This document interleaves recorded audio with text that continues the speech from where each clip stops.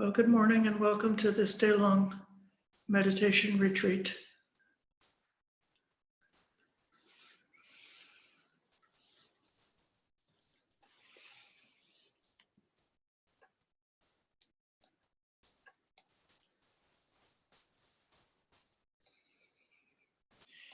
In the Mahāparinibbānasutta, the Buddha's last days, his teachings were summarized again and again in a kind of a refrain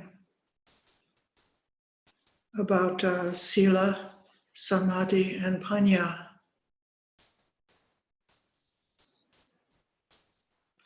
It said that meditative absorption is fruitful when imbued with moral practice.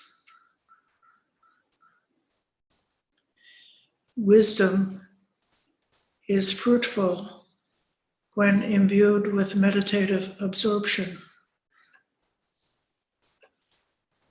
The mind, imbued with wisdom, is rightly freed from corruptions, namely the corruption of sensual desire, the corruption of the craving for rebirth, and the corruption of ignorance.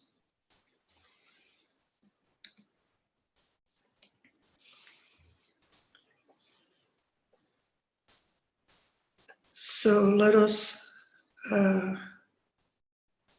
make a determination as we come into this first morning retreat to remember our commitment to the moral precepts.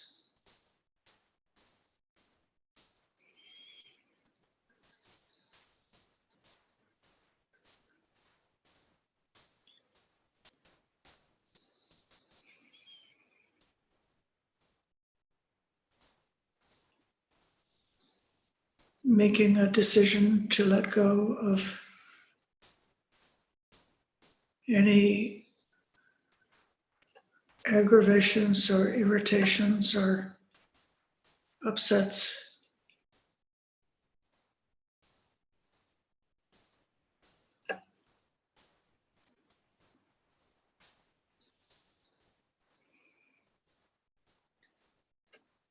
Remembering the intention for non-harming, for the welfare of oneself and for others.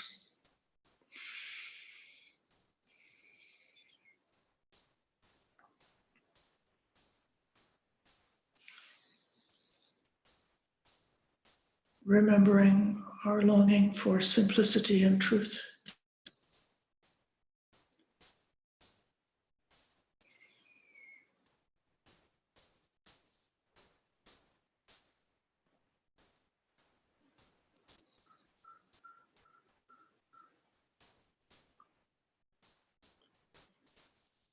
And regardless of the countless mistakes that we've made before, in this life or the past lives, making the commitment right now to dwell with integrity.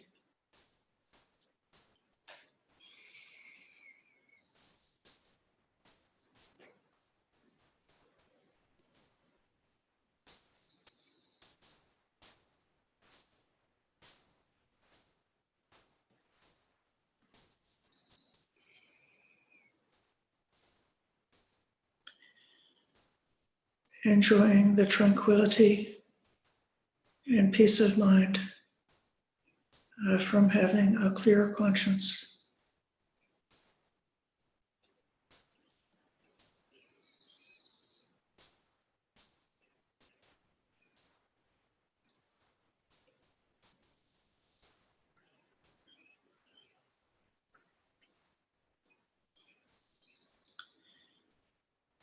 And with that determination or that preliminary reflection,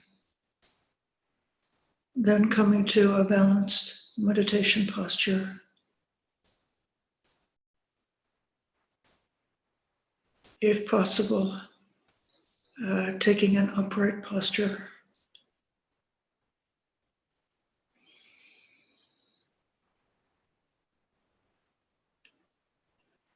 aware of the physical body,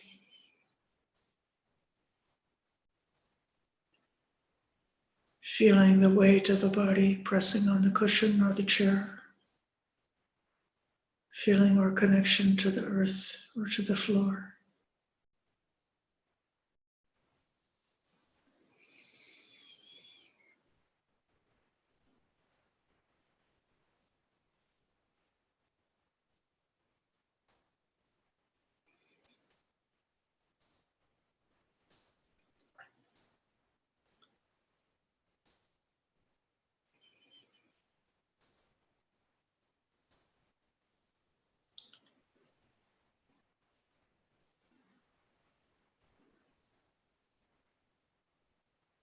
Feeling enough uprightness so that the breath can flow easily.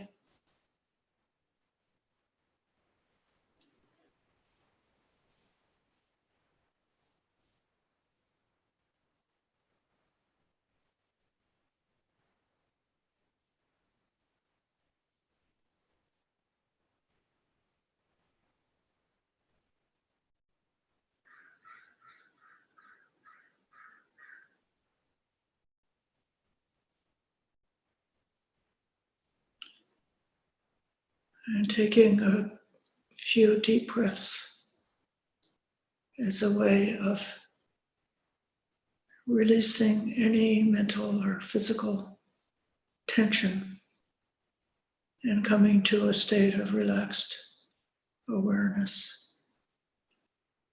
Breathing in long, holding, breathing out long, breathing in long, holding, breathing out,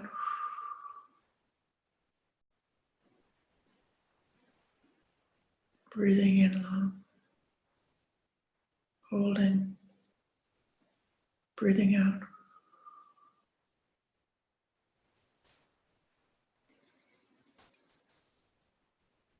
And then just letting the breath come and go naturally without exerting any more effort around the breath. Just let the breath do its thing.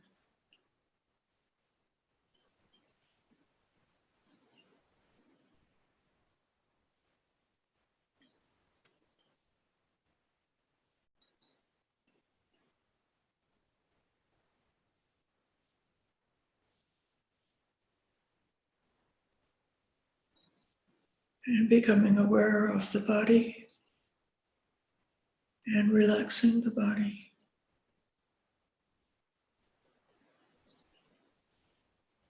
Relaxing the top of the head.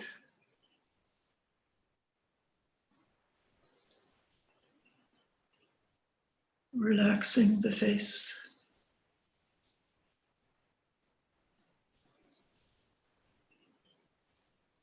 Relaxing the shoulders.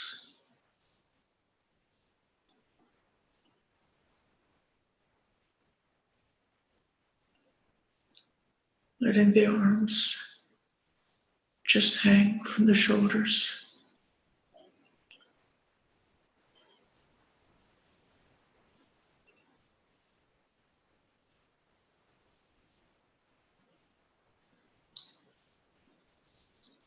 Aware of the touch of the hands.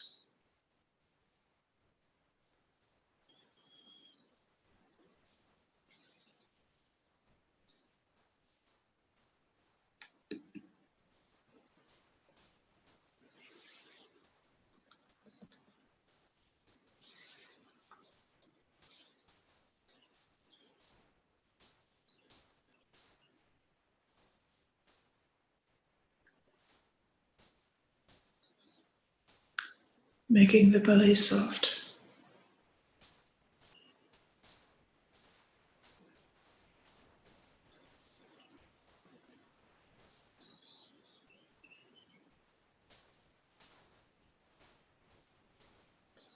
Relaxing the legs all the way down to the feet.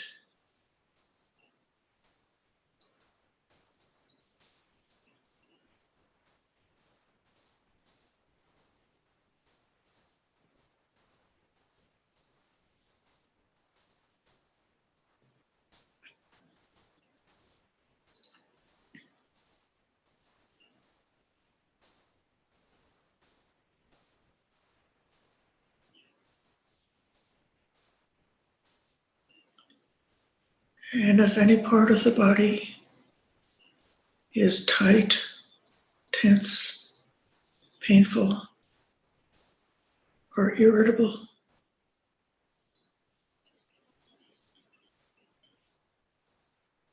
attend to that by making the mind very relaxed around that experience, taking it as just a different vibration, and releasing any mental tightness around the tension or nerves or whatever it might be in the body.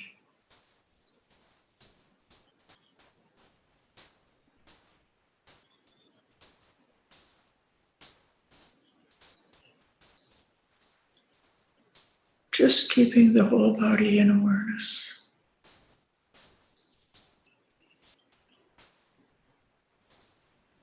Any sensation that arises, just allow it, notice it. Don't hang on to it. Just letting the mind and body be as peaceful as can be.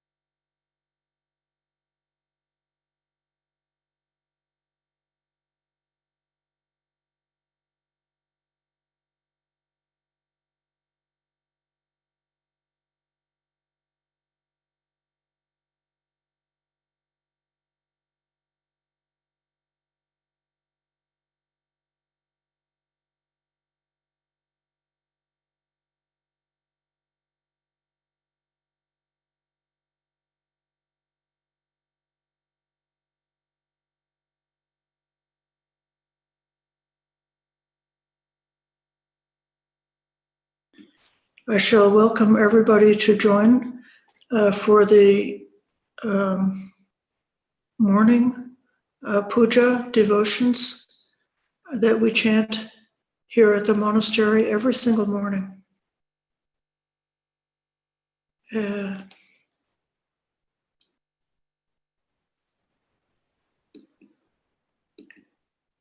I'm going to share the screen so you may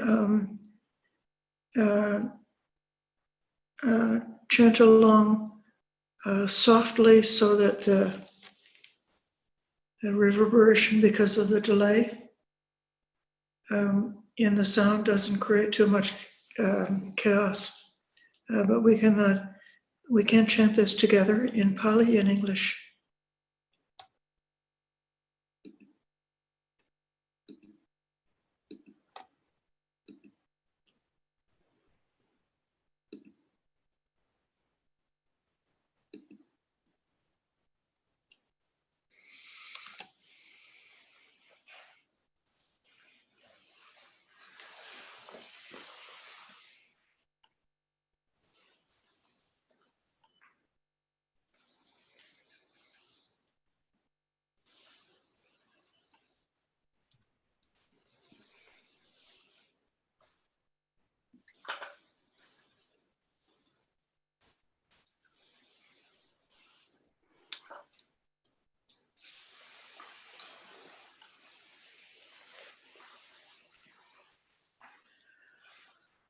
Yoso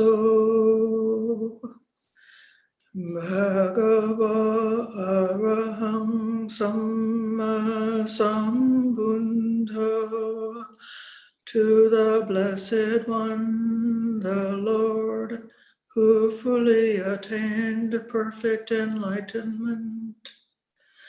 Svakato yena bhagavata dhammo, to the teaching which he expounded so well. Supatipanno yassa bhagavato savaka sangho, and to the Blessed One's disciples who have practiced well. Tammayam bhagavantam sadhammam sasangham, to these the Buddha, the Dhamma, and the Sangha. Imehi sakkavehi yattaraham aropitehi habipujayama.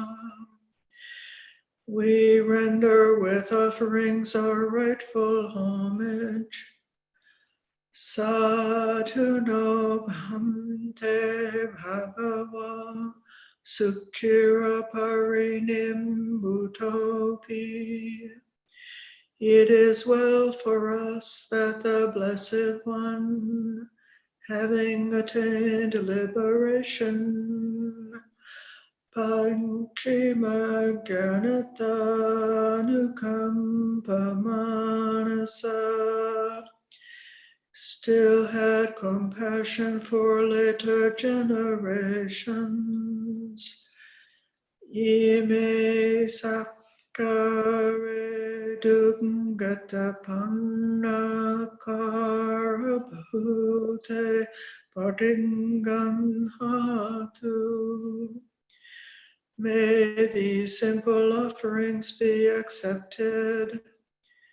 Amhakam digharatang hitaya sukhaya, for our long-lasting benefit and for the happiness it gives us. Araham Samma Sambuddha Bhagava, the Lord, the perfectly enlightened and blessed one. Buddham Bhagavantam Abhivademi. I render homage to the Buddha, the Blessed One.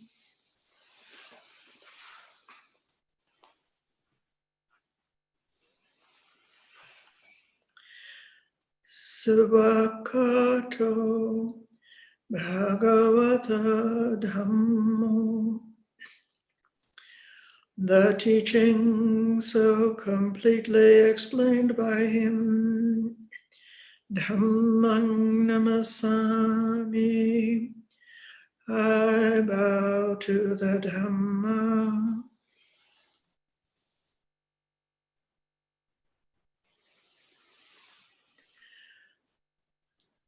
Supatipanno Bhagavato Savaka Sangho.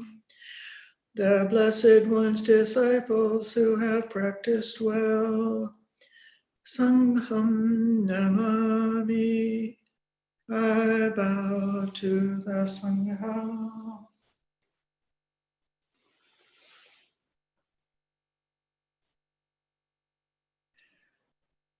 Namo tassa bhagavato arahato samma sambuddhassa.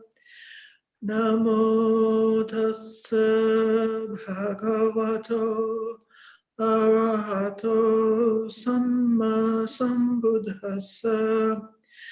Namo tassa bhagavato arahato samma sambuddhassa.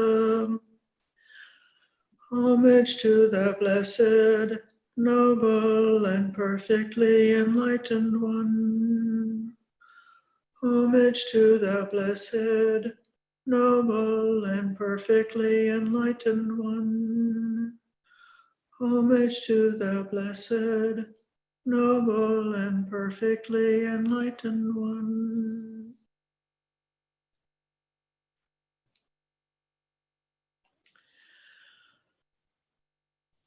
Yoso Tathagato Arahang Samma Sambuddho.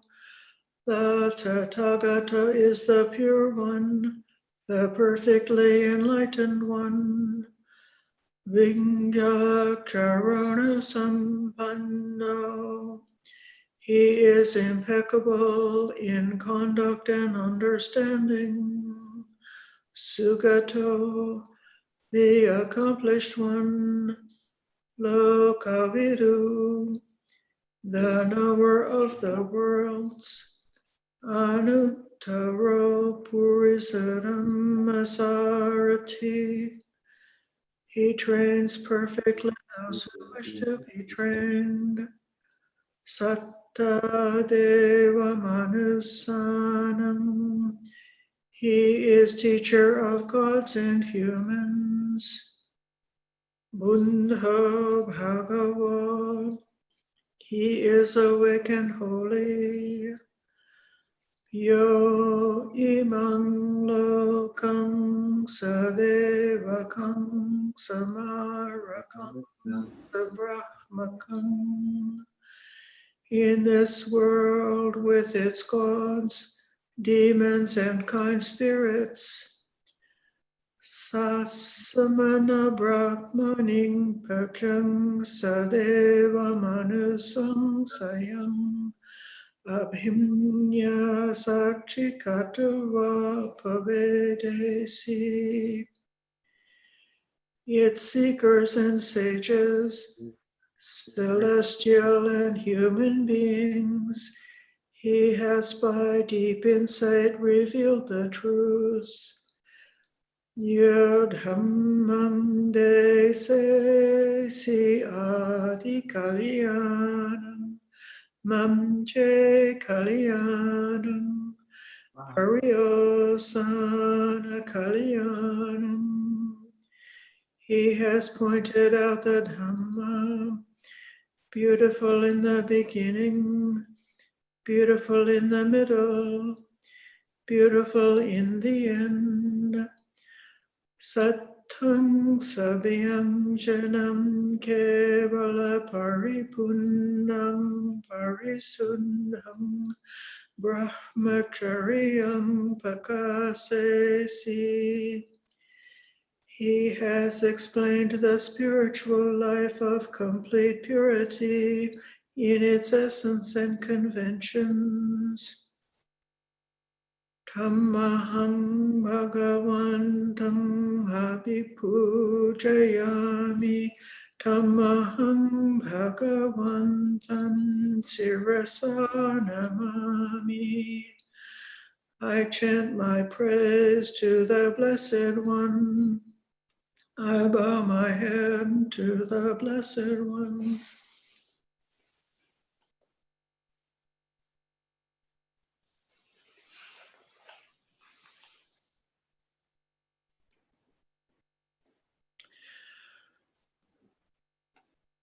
Yoso Svakato Bhagavata Dhammo.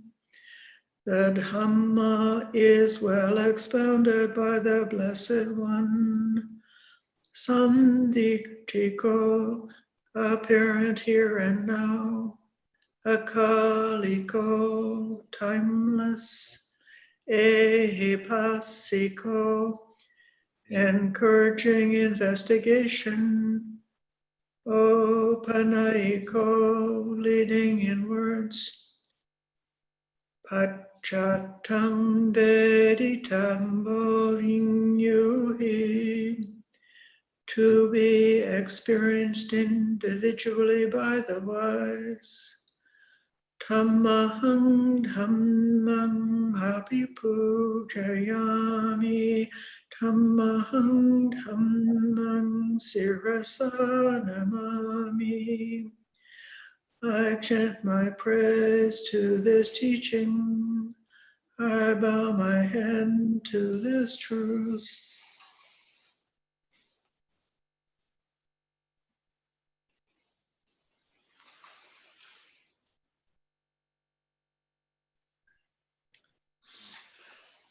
Yoso Supakripanno Bhagavato Savaka Sangho. They are the Blessed One's disciples who have practiced well.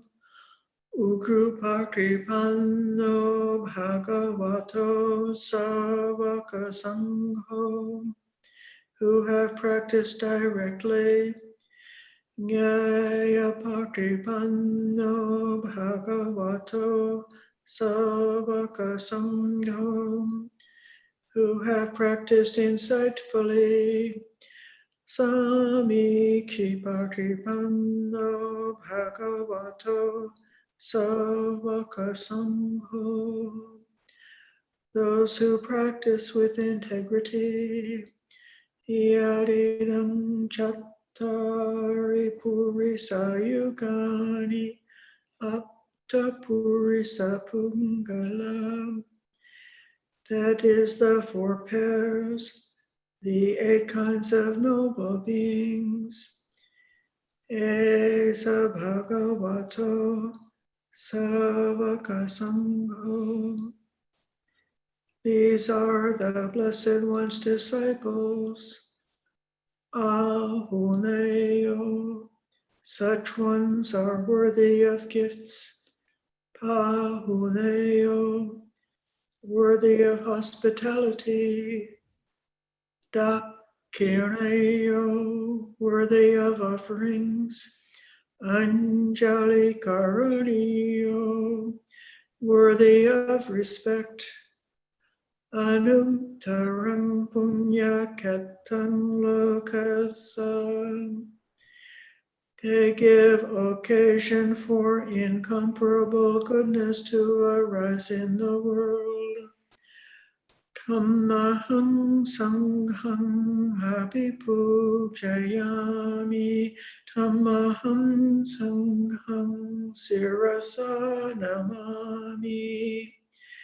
I chant my praise to this Sangha.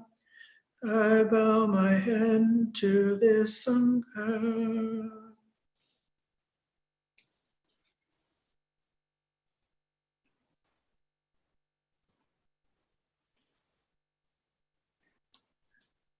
This next section is such a beautiful poem in Pali. I'm only reciting the Pali so you can hear the wonderful sound. And you can look at the English meaning if you need to. Buddho susundho karuna mahannavo yogchanta sundham varanyana lokchano loka sapapu pakile saghatako Vandami buddham ahamadarenatam Dhammo padipo viyatas sasattuno Yo mangapaka matabhedha bhinnako Lokuttaro yogchatarata Vandami dhammam ahamadarenatam Sangho sukhata bhyatiketta sanyito Yodirta santo sugatanubodhako Lola pahino ario sumedaso Vandami sangham ahamadarenatam Ikkevamekam tapipujaneyakam Vatutayam vandayata visankatam Punyam mayayam mama sambhupadava Mahuntu veta sabhabhava sindhiya. The next section is to establish you in the right view and understanding of the teachings. We'll recite this in English and try to really pay attention to the meaning.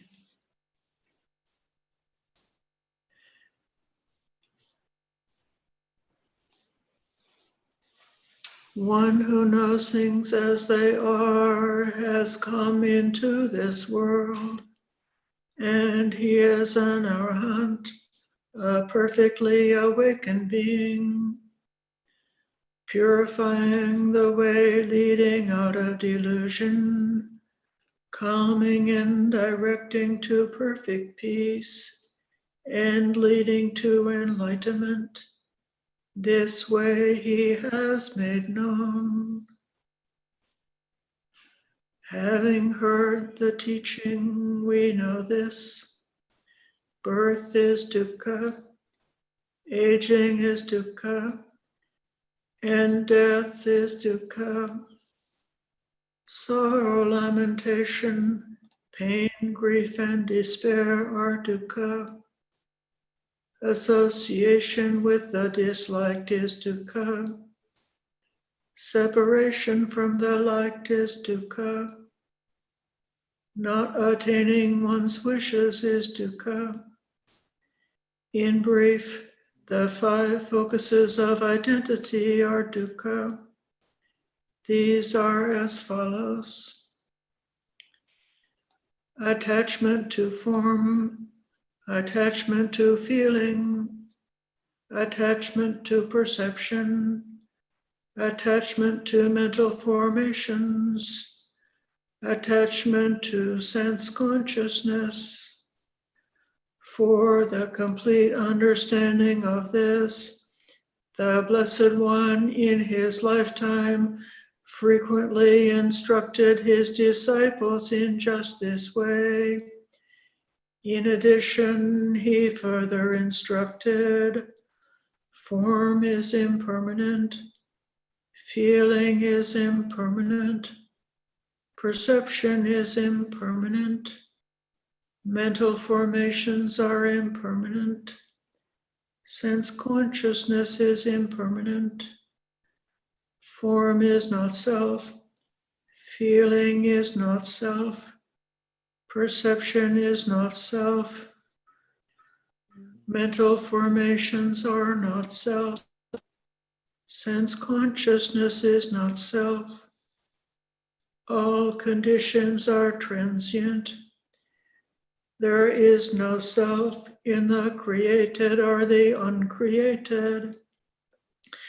All of us are bound by birth, aging, and death, by sorrow, lamentation, pain, grief, and despair, bound by dukkha and obstructed by dukkha. Let us all aspire to complete freedom from suffering.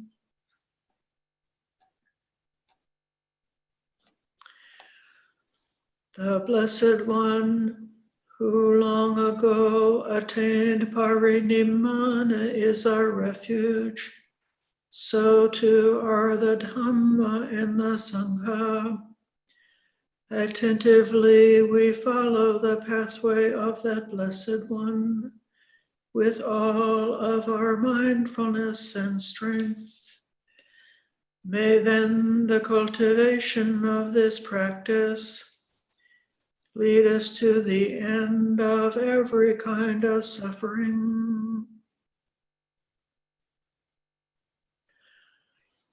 Arahang Samma Sambuddho Bhagava. The Lord, the perfectly enlightened and blessed One, Buddhang Bhagavantam Abhivademi. I render homage to the Buddha, the Blessed One.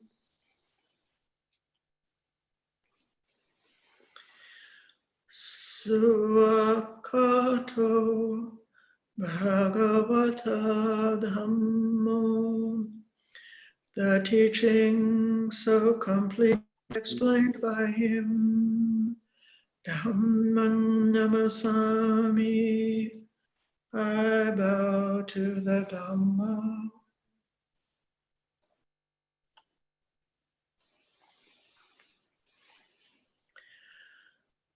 Supatipanno Bhagavato Savaka Sangho. The Blessed One's disciples who have practiced well. Sangham namami. I bow to the Sangha.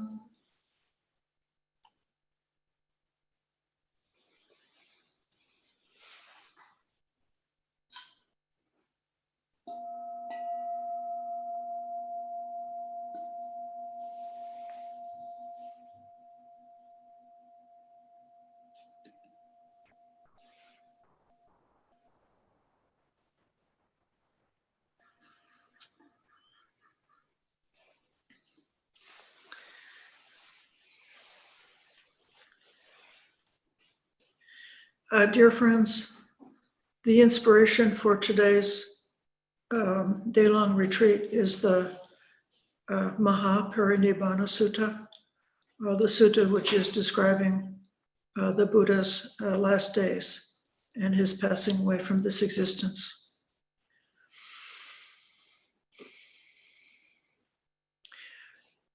This is a very long sutta, and we will not do a proper sutta study today. But those who are part of our sutta study class may find that the next 5 or 6 weeks are spent going through this sutta in detail, because it's so rich and so beneficial. The idea that I had, that I want us to develop today, is during the last year of the Buddha's life, he knew that the end was coming for his time to be present with the Sangha. And he wanted to emphasize and fortify his disciples with the most important teachings that they would need in order to keep a hold of the Dhamma after the Buddha had passed away.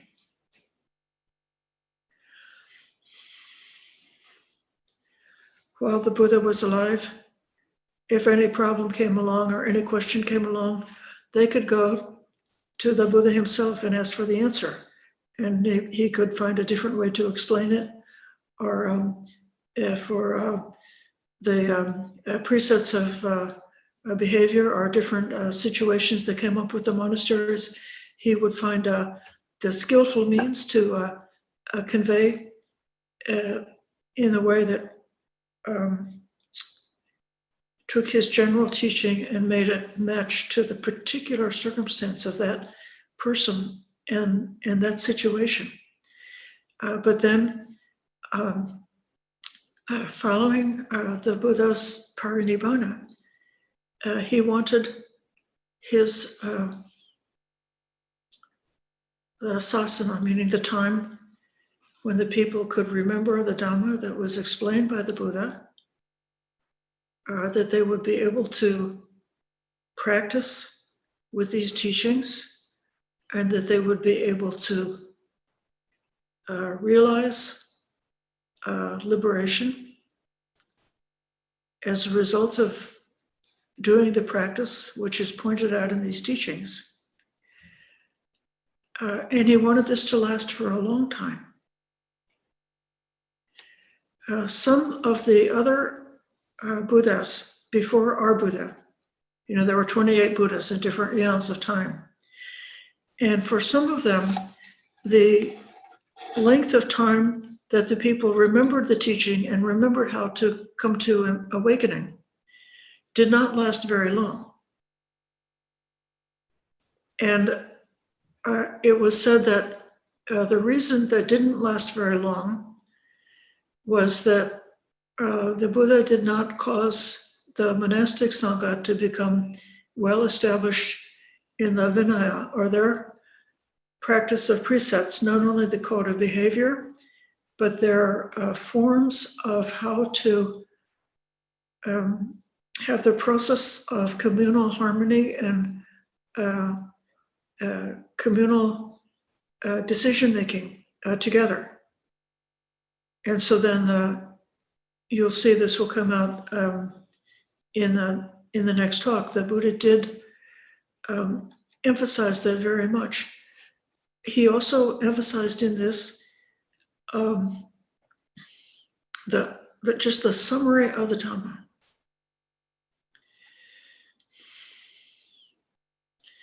When you were a child, if you had to go to school in the morning, perhaps your mother or your father would make sure that you have the things you need for the day. So do you have your bus ticket, or do you have the money for lunch, or do you have your packed lunch? Do you have your books? Do you have your papers? Do you have the things that you need to make it through the day? For a child going to school, that's not so very complicated, and the checklist is not extremely long. But then there are other projects or endeavors that people do which are more challenging or more difficult, and when it's important to get everything right.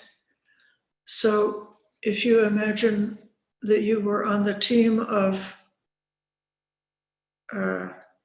NASA, and they were going to send a rocket ship to the moon, or sending a rocket ship to Mars, they would have a really long checklist of all of the things they had to take care of to make sure that all of the systems were in good working order and that everything was being done properly by the book.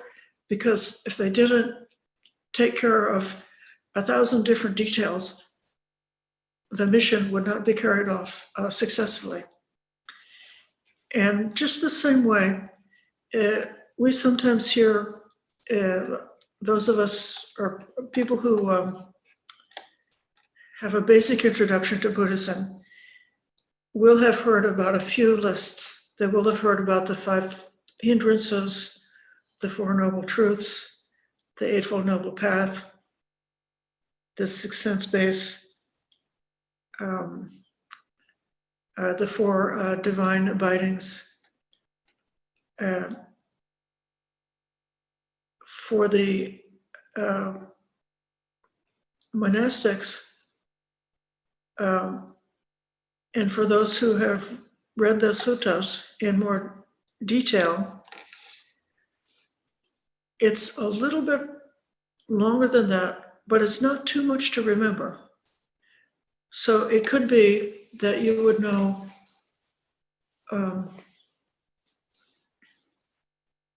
the 7 sets or the 37 Bodhisattva's, the wings to awakening.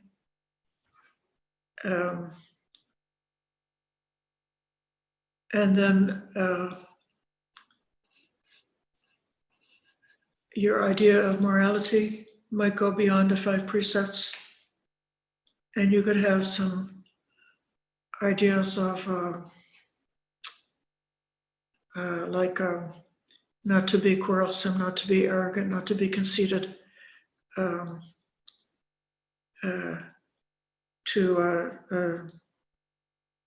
develop hiriotapa and so forth. So one of the things that I'm going to be talking about later on is to invite you to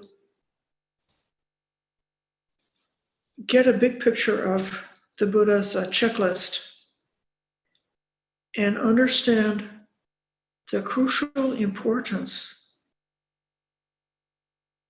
of getting as much understanding as you can and developing these factors. Is for your welfare, for your safety. It's to protect you from coming into some kind of a mishap. It's to protect you from falling into some hardship, which could be very difficult or even damaging to your welfare. In today's world, there's quite a lot of, I would say, toxic things going around in our society in terms of quarrels, violence, warfare, hatred, not to mention addiction, sensual misconduct, depression, anxiety, fear. All of these things are present in our society in modern times. And if our mind is not well protected, our own mind and heart could become infected with these poisons. And so we could become sickened by the things that are floating around in our society or in our culture today.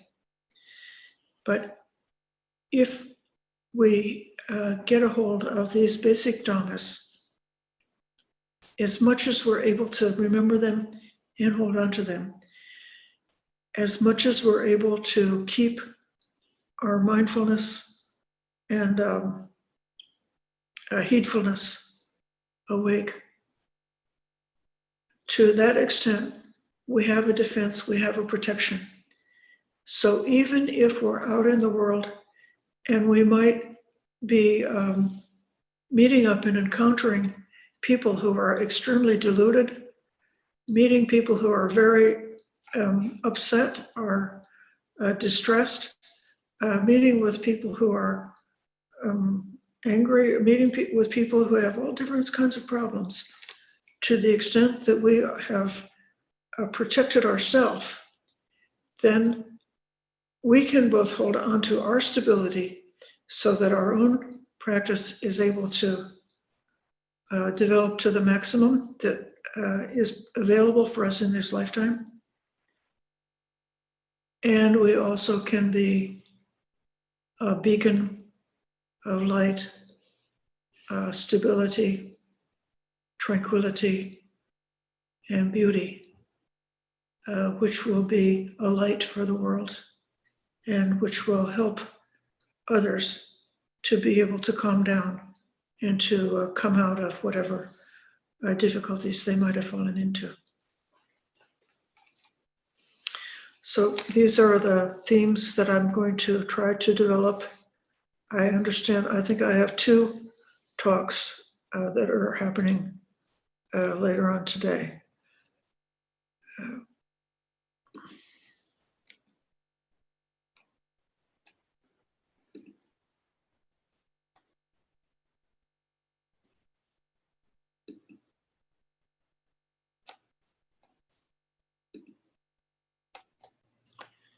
Here it is. I think you have seen this document using the same link that you used to join us this morning. You're welcome to come back at 8:30 a.m. in California time for guided meditation. Then you would practice on your own for the morning. You would mindfully do whatever chores you have to do today in terms of the preparing your meal, cleaning your house, or whatever you have to do. I highly recommend trying to get some physical exercise, whether it's good for you to go out in the morning when the weather is cool, or whether it's good to go out after lunch to avoid getting laziness after lunch. Go outside, do some stretching or yoga or physical exercise, or take a walk or something like that to bring your heart up. And that will be very beneficial for the meditation. We'll be coming back at 2:00 for a Dhamma talk. Basically, we'll have a little meditation, a Dhamma talk, which I'll try not to make it too long, maybe a 30-minute Dhamma talk, and then I'll try to have 30 minutes for a discussion or questions and answers. And then practice on your own for the afternoon, then come back again at 6:00, and again, it would be the similar pattern, a brief meditation, Dhamma talk, and a time for discussion.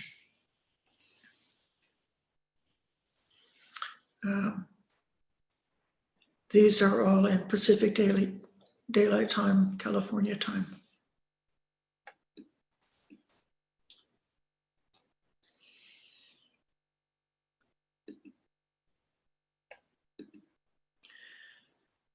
I'm just changing my view to the assembly view so I can see all of you. I see Ramanti, Corina, Barbara, Kumari, Patipada, Sharanya, Ralph DeFranco. I'm so happy to see you this time. I'm pleased to meet you, and I hope that we will have some chances to talk later on, since Ralph has recently come as someone who may be active with Dhammadharini.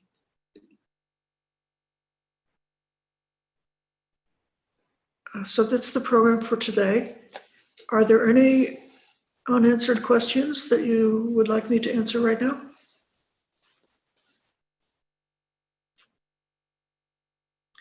Okay, so please enjoy your morning. Have a nice breakfast, or whatever time of day it is in your time zone.